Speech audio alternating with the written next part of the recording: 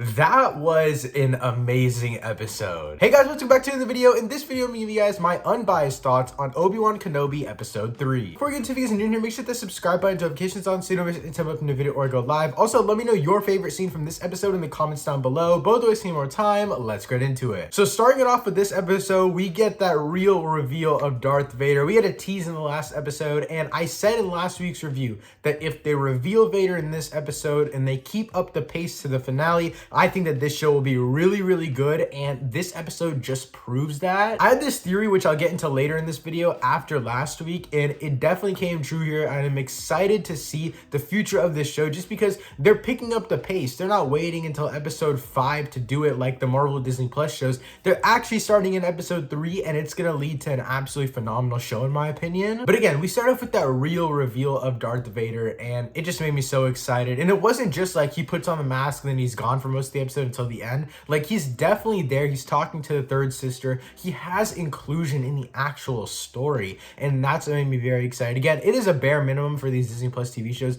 to do stuff like that, but they did it in this episode, and I'm very, very happy with it. Then we also get more stuff between Leia and Obi-Wan, and this was definitely a slower part of the episode, as well as the them traveling part with like Fred and how he likes the Empire and stuff like that. Like, that was definitely the slower parts of this episode, and I'll talk about my overall episode issues at the end of this video, so stay tuned for that. But I will say these moments where Obi-Wan would look into the distance and see Anakin, those were bone chilling. And again, as someone who just watched the prequels for the first time about a month ago at this point, I'm still connected to these characters, just it's not as much rooted in nostalgia, I guess. And obviously the relationship between these two characters is some of the best in movie history in my opinion, and this episode really showed that. Just Obi-Wan glancing over once or twice and seeing Anakin in a cloak, that itself made me feel so much emotion and made me gasp that I can't wait to see what they do in the future of this show with flashbacks with Anakin, even flashbacks to Order 66 or Qui-Gon and stuff like that. But yeah, Obi-Wan seeing Anakin, that was definitely one of the smaller things in this episode, but it definitely had a really big impact as it was the first time we've seen Anakin. And then like I said before, we get to the part with Fred. This is probably the slowest part of the episode where they're traveling across the desert. The stormtroopers stop them once, they don't catch anything, and then they get stopped again, and then Obi-Wan goes on a rampage with his blaster. They find an undercover rebel, stuff like that. Like, that is great storytelling. It moves the story along really well, actually, in my opinion.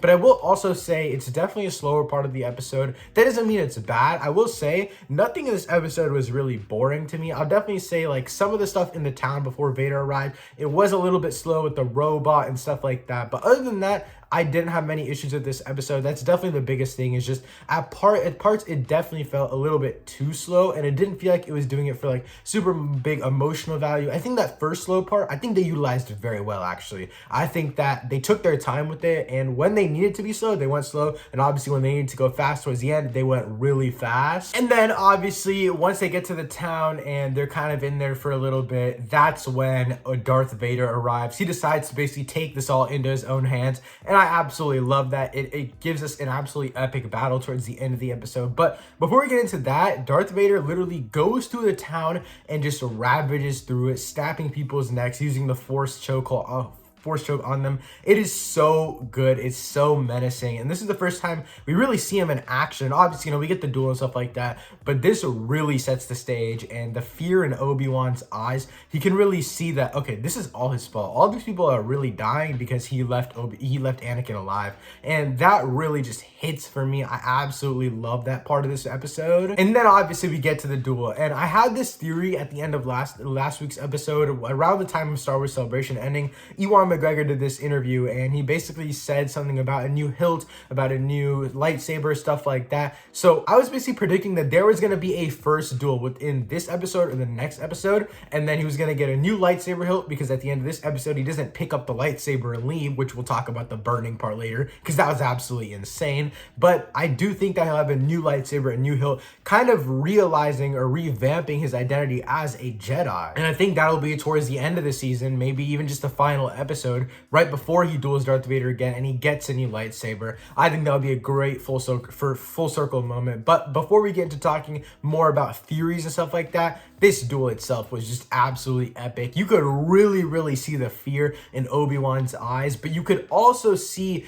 I guess, just the rage in Darth Vader's body language and how he was just striking at Obi-Wan. But it looked like this was all out of rage. And one thing that I just kept thinking the entirety of this duel was basically just Obi-Wan at the end of Revenge of the Sith saying, "I have failed you, Anakin." Like, that was the only thing that stuck with me the entirety of the duel. And I think that's like the whole point of this show, is that he failed Anakin, but he won't fail Luke and Leia. And that's why he's so attached to them, because he failed their father so bad. And that's really just what is intriguing me so much about this show is, yes, you know, obviously the prequels, it sets up this story, but also this is a story in itself. This is taking what the prequels gave us and expanding on it so much more than I actually thought it would. I honestly, at many times in the first 2 episodes, I thought it was just going to be a lot of nostalgia bait, but this episode really took this show in a completely different direction, and I'm very excited for it. Pacing wise, I do think this show is going to be very unique in terms of what the Disney Plus shows have done so far, at least the shows with only 6 episodes. I do think as a whole, compared to the first 2 episodes, this doesn't have any parts of the episodes that I would consider bad at all. You know, obviously we have the chase sequence and other small parts with the first 2 episodes